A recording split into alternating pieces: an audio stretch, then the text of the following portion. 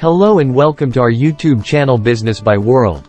Today, we will be discussing the reasons behind Pakistan's defaulting, the major issues with the Pakistani government, and the status of corruption in Pakistan. To start with, let's talk about why Pakistan is defaulting. Pakistan's economy has been in a downward spiral for a while now, with a high level of debt and a balance of payments crisis. Pakistan has already been forced to borrow billions of dollars from international lenders, including the International Monetary Fund, IMF, to keep its economy afloat. The main reason for Pakistan's defaulting is its huge current account deficit. Pakistan imports more than it exports, which creates a trade deficit that leads to a current account deficit. To cover this deficit, Pakistan has been borrowing heavily from international lenders. That's right. Pakistan's debt to GDP ratio is currently over 100%, which is unsustainable. Pakistan's government has been struggling to control the deficit, which has led to defaulting on its international loans. Major issues with the Pakistani government. Moving on to the major issues with the Pakistani government, there are many problems that need to be addressed. Firstly, corruption is a significant issue in Pakistan. According to the Transparency International Corruption Perception Index, Pakistan ranks 124th out of 180 countries. Another issue is the lack of good governance in Pakistan. Many government institutions are inefficient and corrupt, which has led to a lack of trust in the government by its citizens.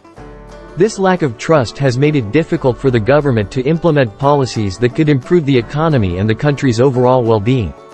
That's true. Pakistan's government also faces challenges in dealing with terrorism and extremism. There have been many incidents of terrorist attacks in Pakistan, which have led to a loss of lives and damage to the economy.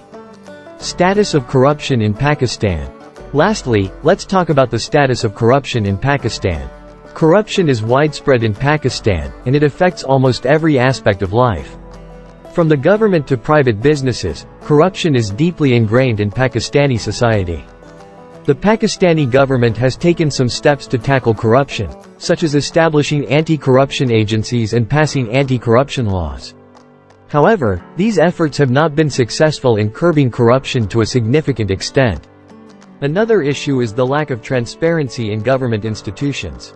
Without transparency, it is difficult to identify and punish those involved in corrupt practices. The lack of accountability and the impunity enjoyed by those involved in corruption also contribute to the problem. Unfortunately, corruption is not only affecting the economy, but it also has a detrimental effect on the well-being of citizens. Corruption in healthcare, education, and other basic services means that many people are not receiving the services they need. Conclusion. In conclusion, Pakistan is facing a multitude of challenges, from economic instability to issues with governance and corruption. It is important for the government to take effective measures to address these issues and improve the lives of its citizens. Thank you for watching our video today, and we hope to see you again soon. Do subscribe and like our channel.